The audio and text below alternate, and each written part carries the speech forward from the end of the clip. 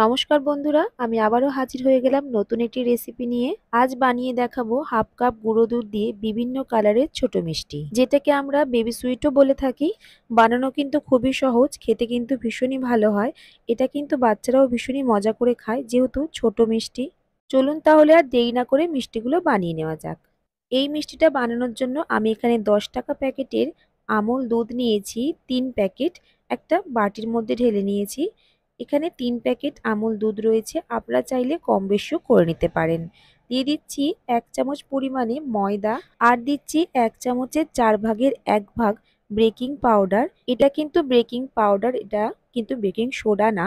আর খুব অল্প পরিমাণেই দিতে হবে। একবার খুব ভালো করে মিশিয়ে নিলাম সমস্ত উপকরণ। এবার দিয়ে দিচ্ছি 1 চামচ ঘি। ঘিটাকে দিয়েও খুব ভালো করে মিশিয়ে নিতে হবে। এই মেশানোর কাজটা একটু ভালো করেই করতে হবে, যাতে ঘিটা কোনো জায়গায় দলা না পেকে থাকে। খুব ভালো করেই দেখুন আমি এইভাবে মিশিয়ে নিচ্ছি। পারফেক্ট বেবি সুইট মিষ্টি তৈরি করতে গেলে অবশ্যই এইগুলোকে একটু ফলো করতে হবে। আচ্ছা, এখানে আমি এবার 1 কাপ লিকুইড দুধ নিয়েছি। দুধটাকে প্রথমে গরম করে তারপর ঠান্ডা করে নিয়েছি। এখানে অল্প অল্প করে দুধ দিয়ে একটা ডো তৈরি করে নেব। আর এখানে কিন্তু পুরোপুরি দুধটা দিয়ে দেবেন না, তাহলে কিন্তু এটা পাতলা হয়ে যাবে বা বোঝা যাবে না। আর এখানে কিন্তু আমার 1 কাপ দুধ পুরোটাই লাগবে না। আর এই মাখাটা প্রথমে কিন্তু হাতের দিকে একটু আটকে যাবে, পরে কিন্তু এটা হাত থেকে ছেড়ে যাবে, এটা কোনো অসুবিধা নেই। দেখে হয়তো ভাবছেন আপনারা এটা নরম হয়ে গেছে, এটা কিন্তু ঠিক এইভাবেই মাখা হবে। এবার এটাকে আমি কিছুক্ষণের জন্য রেখে দিচ্ছি, ততক্ষণ হাতটাকে ধুয়ে ভালো করে পরিষ্কার করে নিচ্ছি।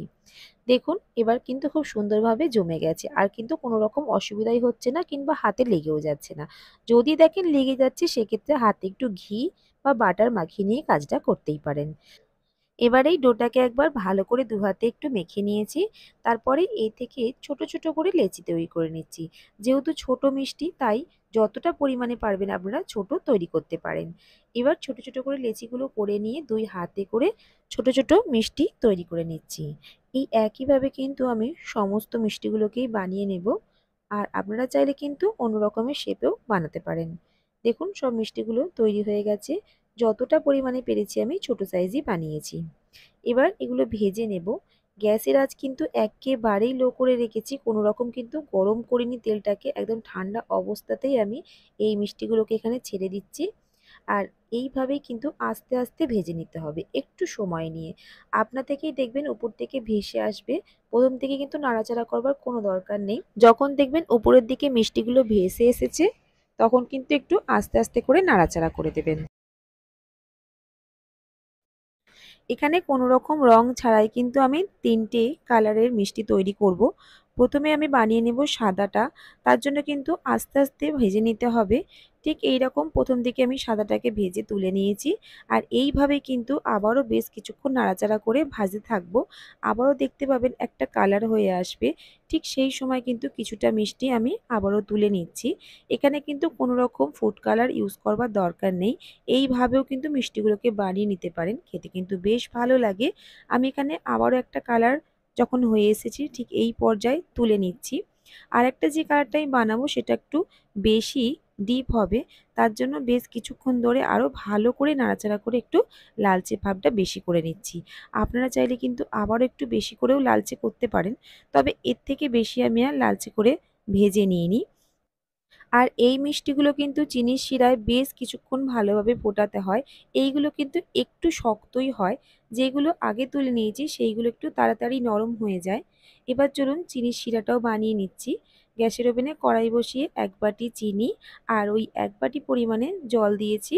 এবার ভালো করে ফুটিয়ে নিচ্ছি। খুব বেশি কিন্তু চিটচিটে করবার দরকার নেই।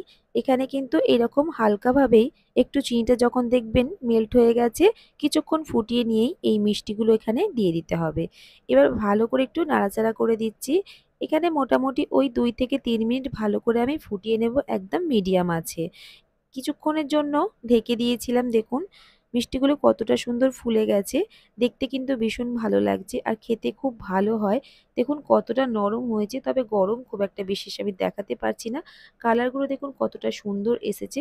যেটা প্রথমের দিকে নামিয়েছিলাম সেটা কিন্তু একটু সাদাটে ভাব আছে। তারপর ঠিক এইগুলো আমি নামিয়ে নিয়েছি। মিষ্টিগুলো দেখুন কতটা সুন্দর দেখতে লাগছে। অবশ্যই কিন্তু বাড়িতে একবার বানাবেন। বাচ্চারা কিন্তু খেতে ভীষণই পছন্দ করবে। আচ্ছা, মিষ্টিগুলো এখানে রেডি হয়ে গেছে। আমি এইভাবেই ঢেকে ওই ৩০ মিনিট মতন রেখে দিয়েছিলাম। তারপর দেখুন প্লেটের মধ্যে সার্ভ করে নিয়েছি। এবার চলুন একটা মিষ্টিকে আমি ভেঙেও দেখিয়ে দিচ্ছি। ভেতরটা দেখুন কতটা রসালো হয়েছে আর কতটা নরম হয়েছে। তাহলে বন্ধুরা আজকের মতন এই পর্যন্তই। আবারও খুব তাড়াতাড়ি চলে আসবো অন্য কোনো রেসিপির সাথে। ভালো থাকবেন, সুস্থ থাকবেন। অবশ্যই চ্যানেলটিকে সাবস্ক্রাইব করে নিয়ে পাশে থাকবেন।